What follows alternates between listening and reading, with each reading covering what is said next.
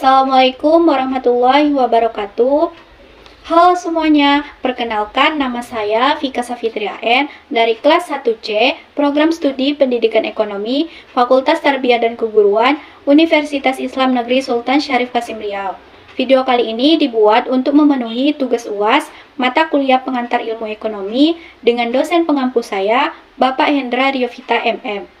Nah, di video kali ini saya akan membahas tentang struktur pasar dan jenis produk yang dijual. Jangan lupa disimak ya guys. Baiklah, saya akan menjelaskan tentang struktur pasar dan jenis produk yang dijual. Di materi ini ada dua pokok rumusan masalah yang akan dibahas. Yang pertama yaitu apa itu pasar persaingan sempurna, pasar monopoli, pasar monopolistik, dan pasar oligopoli. Dan yang kedua, jenis produk apa yang dijual di pasar persaingan sempurna, pasar monopoli, pasar monopolistik, dan pasar oligopoli. Nah, sebelumnya apa kalian tahu apa itu struktur pasar? Kita langsung aja ke pengertian struktur pasar.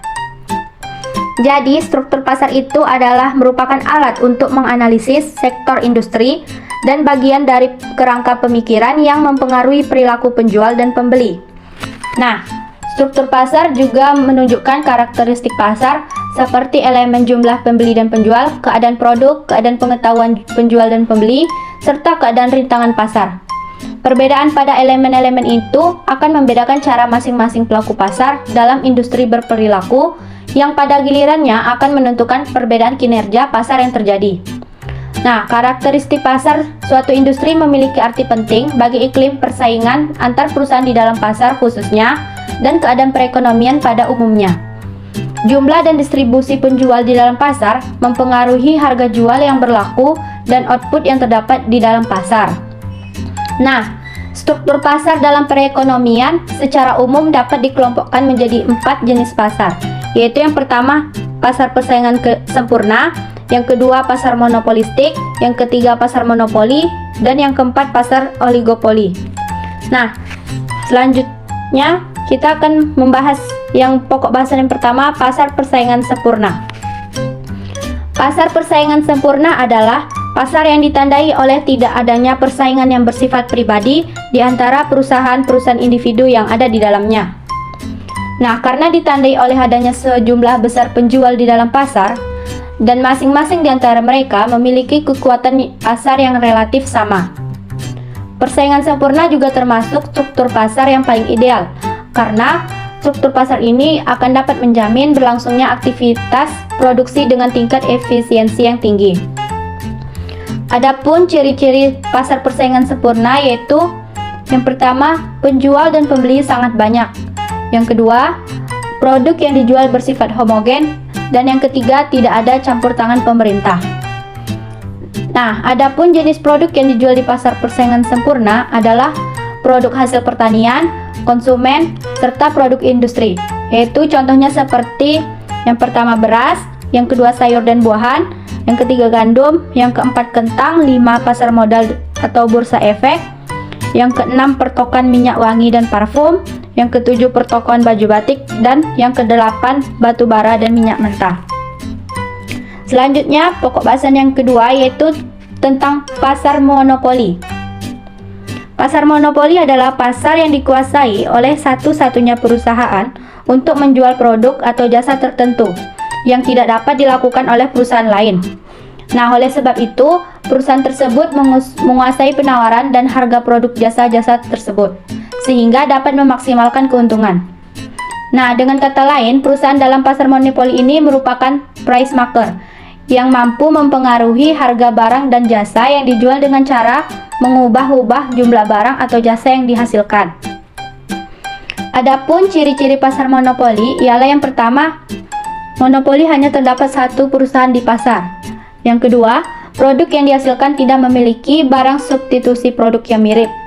Dan yang ketiga, terdapat hambatan perusahaan lain masuk ke pasar. Nah, adapun jenis produk yang dijual di pasar monopoli adalah produk atau layanan yang diproduksi oleh suatu perusahaan. Pasar monopoli di Indonesia di mana mayoritas perusahaan berasal dari BUMN, di mana perusahaan tersebut dalam produksinya mementingkan hajat hidup orang banyak.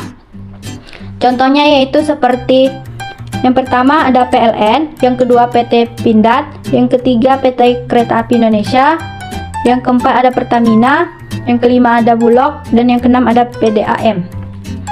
Nah, sekarang lanjut ke pokok bahasan yang ketiga, yaitu tentang pasar monopolistik.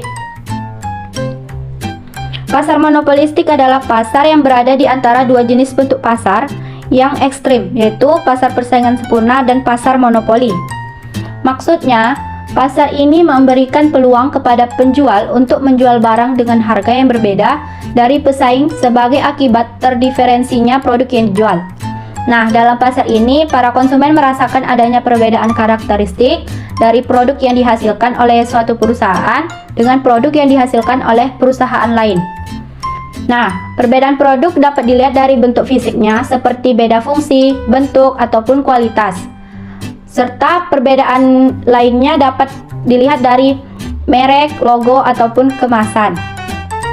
Adapun ciri-ciri pasar persaingan monopolistik ialah yang pertama, terdapat banyak penjual.